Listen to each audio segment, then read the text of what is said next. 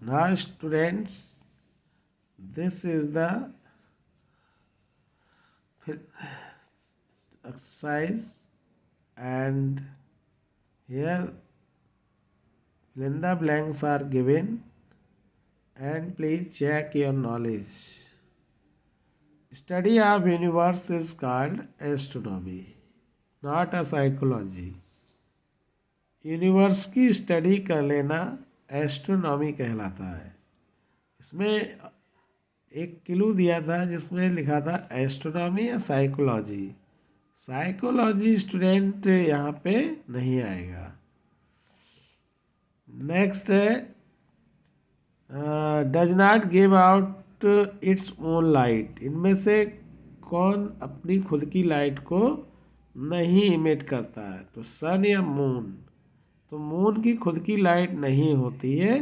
Sun can emit their own light. तो यहाँ पे करेक्ट ऑप्शन होगा मून, क्योंकि moon does not give out its own light. Next है cluster of billion of star make up आ। Billion of stars का एक क्लस्टर जो बनाएगा galaxy, not a constellation, galaxy बनाएगा। स्टूडेंट नेक्स्ट है द डैश अपीयर स्टेशनरी। कौन सा स्टार इनमें से कौन स्टेशनरी है जिसकी पोजीशन हमेशा फिक्स रहती है? पोल स्टार या मून? तो आंसर होगा पोल स्टार, क्योंकि मून की पोजीशन लगातार चेंज होती रहती है।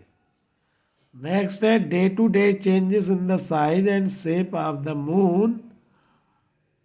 स्टूडेंट मून का जो शेप और साइज है डे टू डे चेंज होता रहता है ड्यूरिंग अ मंथ, पूरे महीने भर। Are called the phases of the moon. तो उन्हीं को हम कहते हैं फेजेस ऑफ मून। तो स्टूडेंट यहाँ पे वेरिएशन नहीं आएगा, बल्कि फेजेस ऑफ द मून आएगा। Phases of the moon is the correct answer. So in this way you can check your knowledge and write down these blurbs in your fair copy. Now student, we talk about the solar system. Solar system student solar system क्या है? तो एक ऐसा system है जो सन और 8 planet से मिलके बना हुआ है। इसमें सन सेंटर में रहता है और प्लेनेट सन के चारों तरफ स्पिन करते रहते हैं, रिवॉल्व करते रहते हैं।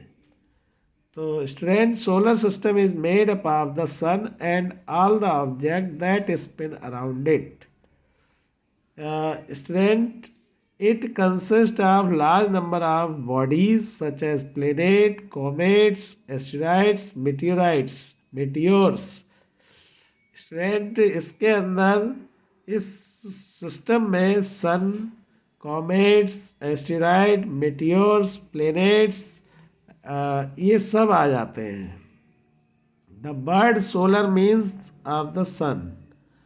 वर्ड सोलर का मतलब होता है sun. Hence in this topic you will learn all about the planet, comet, asteroids. Students इस टॉपिक में हम लोग बात करेंगे प्लेनेट्स की, कॉमेट्स की, एस्टेरॉइड्स की। Planets and other bodies in the solar system are placed in 3 distinct classes. इसमें हम प्लेनेट्स और कुछ बॉडीज़ को स्टूडेंट डिस्टिंक्ट क्लासेस में रखेंगे, जैसे planet, dwarf planet and small solar system bodies. Now there are 8 planet in the solar system. Solar system में 8 planets होते हैं। अब इनको डिस्टेंस के अकॉर्डिंग हम सन से अगर देखें तो यहाँ पर आता है mercury, Venus, earth, Mars, Jupiter, Saturn, Uranus and Neptune. These are the 8 main planet of the solar system. यहाँ पर अर्थ 3rd नंबर पे आता है। फर्स्ट नंबर पे सन से अगर देखा जाए दूरी के अकॉर्डिंग, डिस्टेंस के अकॉर्डिंग वो फर्स्ट नंबर पे आता है। सबसे पहले मरकरी, फिर वीनस, फिर अर्थ, then Mars, Jupiter, Saturn, Uranus and Neptune.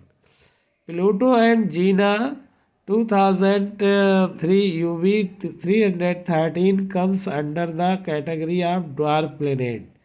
अब प्लूटो एंड जीना जो प्लेनेट है इनको ड्वार्फ प्लेनेट की कैटेगरी में रखा गया है. Asteroid and comets and other small body come under the category of small solar bodies. और एस्टेरॉयड्स, कॉमेट्स और कुछ स्मॉल बॉडी जो स्मॉल सोलर बॉडी की कैटेगरी में रखे गए हैं. तो students, this way you can understand about the solar system. Now we talk about the sun, because sun is the first member of the solar system. Sun is the center of the solar system. sun solar system के centre में आता है. it is our nearest star. यही हमारा सबसे नज़दीक का star है, जो हमारे सबसे नियर है. कंपेयर टू अदर स्टार, दूसरे स्टार की तुलना में ये हमारे सबसे नज़दीक वाला स्टार है. Is of average size, mass and brightness. Its look bright and big only because it is closer to us than the other star. ये इतना चमकीला बड़ा क्यों दिखाई देता है? क्योंकि ये हमारे सबसे नज़दीक वाला स्टार है. Like all stars the sun is massive ball of exploring gas. Student, जैसे कि सभी स्टार के अंदर सन के अंदर भी बहुत सारी गैस, मतलब एक कह सकते हैं कि एक ऐसी बॉडी है जिसके अंदर हाइड्रोजन और हीलियम गैस पाई जाती है. Inside the tiny particle called atom of hydrogen gas join together to form another gas molecule called helium. Student, इस सन के अंदर एक न्यूक्लियर फ्यूजन प्रोसेस होता है. उस न्यूक्लियर फ्यूजन प्रोसेस में क्या होता है? हाइड्रोजन के एटम आपस में ज्वाइन कर जाते हैं. हाइड्रोजन एटम के न्यूक्लियस जब आपस में ज्वाइन कर जाएगा तब हीलियम का एक एटम बनेगा.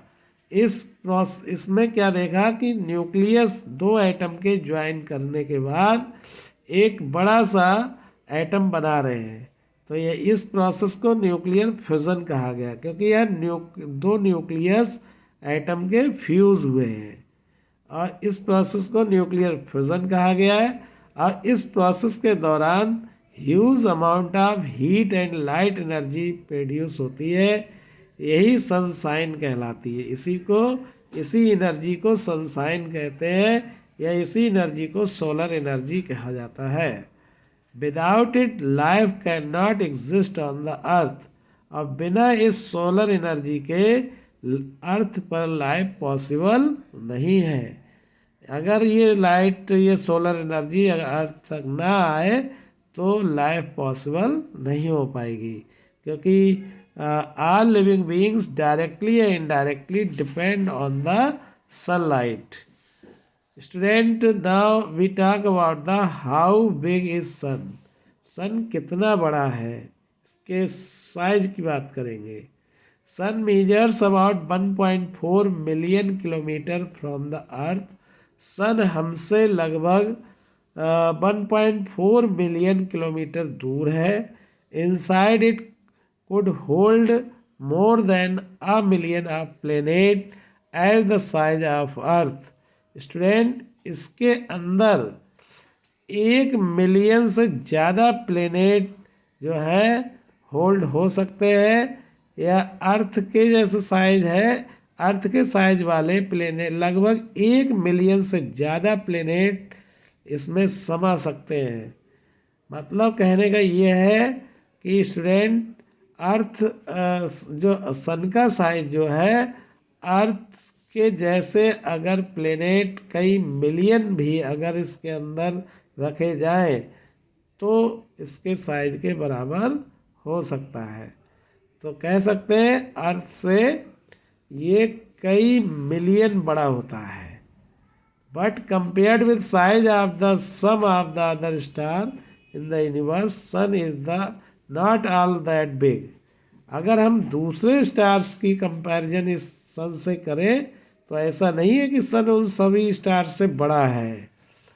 Now student,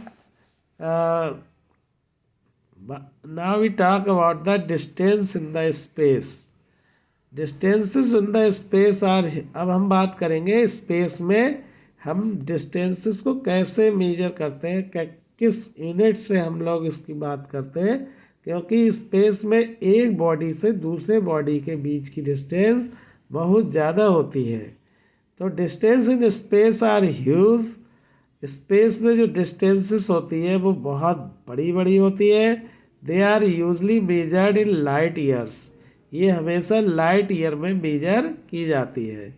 1 light year is the distance that light travel in a year, approximately 9.46 million kilometre.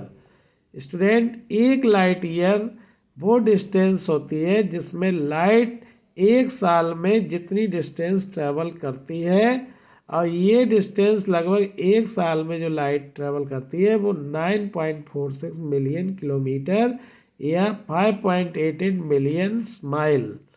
तो स्टूडेंट, एक साल में लाइट के द्वारा ट्रेवल की गई डिस्टेंस को ही 1 लाइट ईयर कहा जाता है, और 1 लाइट ईयर में 9.46 मिलियन किलोमीटर्स होते हैं.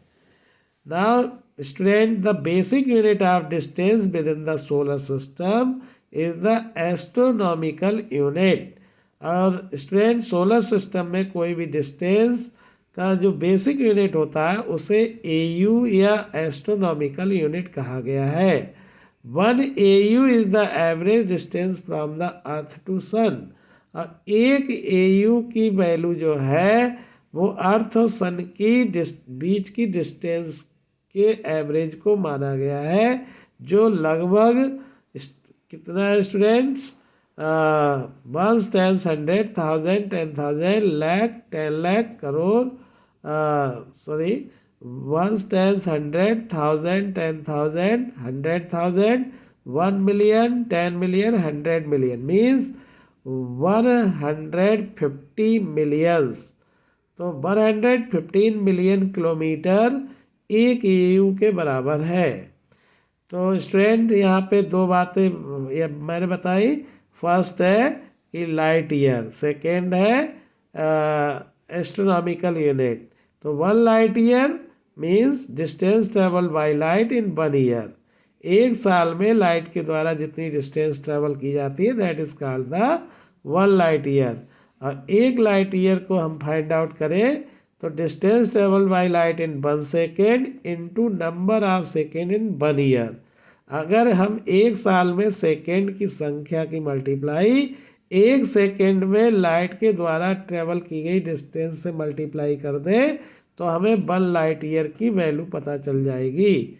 और 1 सेकेंड में जो लाइट ट्रेवल करती है डिस्टेंस वो है 3 × 10⁸ मीटर पर सेकेंड. और number of second in 1 year, ये स्टूडेंट इस टाइप से फाइंड आउट कर सकते हैं. जैसे यहाँ पर 365 डेज एक ईयर में होते हैं, और एक दिन में 24 घंटे होते हैं, और एक घंटे में 60 मिनट होते हैं, और एक मिनट में 60 सेकेंड होते हैं. तो हमको क्या करना पड़ेगा कि 365 की मल्टीप्लाई 24 × 60 फिर × 60 से करना पड़ेगा. और यहाँ पर जो लाइट की स्पीड है एक सेकेंड के अंदर वो स्टूडेंट्स लगभग है 3000 किलोमीटर पर सेकेंड. तो ये मल्टीप्लाई अगर कर दी जाए तो यहाँ पे वैल्यू आती है 946080000 इस टाइप से है वैल्यू. और इसे हम अगर उसमें लिखें तो 9.46 × 10⁻12 kilometre. This is the standard form. And so we can say that 1 light year equals to 9.46 × 10⁻12 kilometre. तो एक लाइट ईयर को किलोमीटर में इस टाइप से कन्वर्ट कर सकते हैं. तो student, this is the units in which we can measure the distance in the space. Now, student, next note here, the closest star to us other than sun. सन के अलावा दूसरा कौन सा हमारा क्लोजेस्ट स्टार है? तो दैट इज प्रॉक्सिमा सेंचुरी। इसकी जो ये हमसे लगभग 4.22 लाइट ईयर्स अवे है।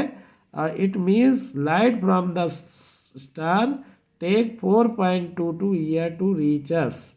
इसका मतलब है कि इस स्टार से लाइट जो है लगभग 4.22 ईयर लग जाते हैं हम तक पहुंचने में। तो प्रॉक्सिमा सेंचुरी से अगर हम देखें तो 4.22 ईयर लग जाते हैं उससे अर्थ तक आने में। तो स्टूडेंट, इसका मीन्स है ये हमसे काफ़ी दूर है। Thank you for watching this lecture.